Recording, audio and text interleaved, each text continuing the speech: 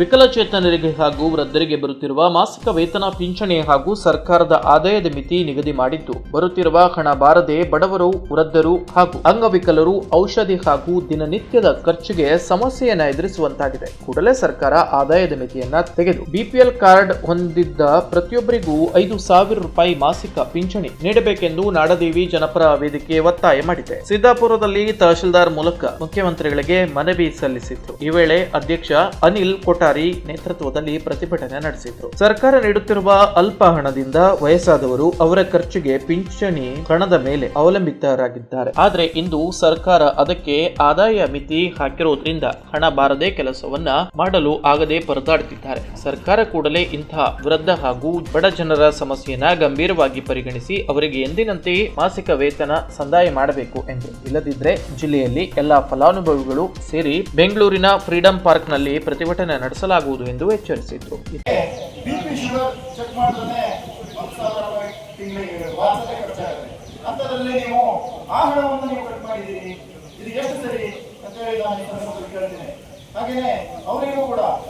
ವಿಕಲಚೇತನರಿಗೆ ತಿಂಗಳ ಮಾಸಿಕ ವೇತನವನ್ನ 5,000ಕ್ಕೆ ಹೆಚ್ಚು ಮಾಡಬೇಕು ಅಂತ ಹೇಳಿ ನಮ್ಮ ಆಗ್ರಹ ಇದೆ.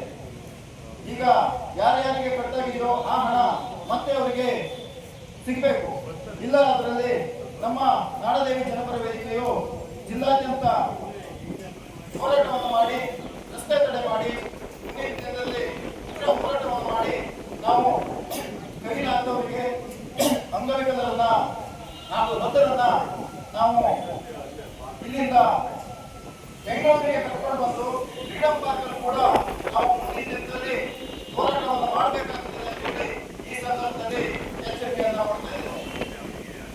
ಹಾಗೆ ನಿಮ್ಮ ಗ್ಯಾರಂಟಿ ಯೋಜನೆಗಳನ್ನ ಸ್ವಲ್ಪ ಪರಿಷ್ಕರಣೆ ಮಾಡ್ತಾ ಇದ್ದೀವಿ, ಅದು ಒಳ್ಳೆಯದು.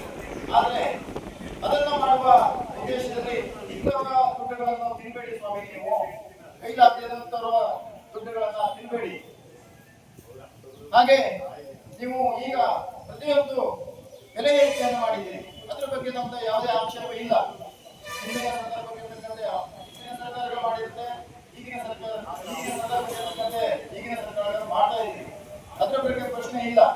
ಆದ್ರೆ ಬಡವರಿಗೆ, ದೀನ ದಲಿತರಿಗೆ, ಕೈಲಾಗದಂತವರಿಗೆ ಕೊಡುವಂತಹ ಹಣಗಳನ್ನ ನೀವು ಯಾವತ್ತೂ ಕಡಿತ ಮಾಡಬಾರದು ಅನ್ನೋದು ನಮ್ಮ ನಾಡದೇವಿ ಜನಪರ ವೇದಿಕೆಯ ಮೂಲ ಉದ್ದೇಶ. ಹಾಗೂ ನಮ್ಮ ಹೋರಾಟ ಇನ್ನು ಮುಂದೆ ಇರುತ್ತೆ. ಇವತ್ತು ಸಾಂಕೇತಿಕವಾಗಿ ಒಂದು ಪ್ರತಿಭಟನೆ ಮಾಡಿ ಒಂದು ಮನವಿಯನ್ನ ತಹಶೀಲ್ದಾರ್ ಮುಖಾಂತರ ಮುಖ್ಯಮಂತ್ರಿಗಳಿಗೆ ಕೊಡ್ತಾ ಇದ್ದೇವೆ. ಈ ಸಂದರ್ಭದಲ್ಲಿ ವೇದಿಕೆಯ ಲಕ್ಷ್ಮಣ್ ನಾಯ್ಕ್, ಮಹೇಂದ್ರ ಗೌಡ, ನರೇಂದ್ರ ಗೌಡ ಮತ್ತಿತರರು ಉಪಸ್ಥಿತರಿದ್ದರು. ಪ್ರಿಯ ವೀಕ್ಷಕರೇ, ಈ ವಿಡಿಯೋವನ್ನ ನೋಡೋದಕ್ಕೂ ಮೊದಲು ನಮ್ಮ ಚಾನೆಲ್ ಅನ್ನ ಇನ್ನು ಸಬ್ಸ್ಕ್ರೈಬ್ ಮಾಡ್ಕೊಂಡಿಲ್ಲ ಆದರೆ ತಕ್ಷಣವೇ ಸಬ್ಸ್ಕ್ರೈಬ್ ಮಾಡ್ಕೊಳ್ಳಿ. ಹಾಗೆ ವಿಡಿಯೋ ಇಷ್ಟ ಆಗಿದ್ರೆ ಶೇರ್ ಮಾಡಿ.